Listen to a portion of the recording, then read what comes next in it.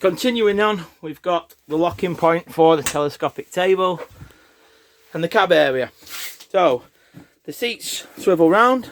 You will need to use the bar to pull it forward of the clearance from the doors on the passenger side, and it will lock in place just for you. To release it, you just need to pull that handle just there.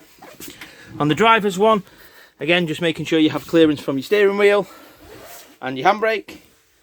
You'll see here we've got the steering wheel controls, leather steering wheel. This has got the automatic option, air conditioning and the multimedia system. Above it is your holder, which you simply pull towards you and then pull the tab down, push back in and clip back in place. Passenger airbag is just on this side and a glove box lower down. Cup holders here, USB charging points here. The windows have the Remis cab blinds, which just pinch together and magnetise. Same on the sides and on the front. The big sky roof light has a fly screen and a blind, and it is fully opening.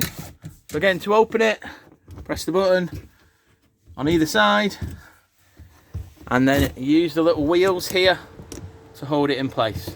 Please don't drive with this open, guys. It's not recommended you do that. On the windows throughout the rest of the vehicle, same idea.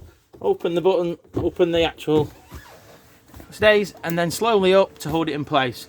All the way up to the top to close the window.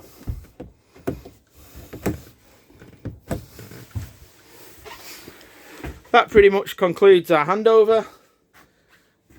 We appreciate your feedback and we hope you have an enjoyable time using the Lyseo 734H edition. Thank you.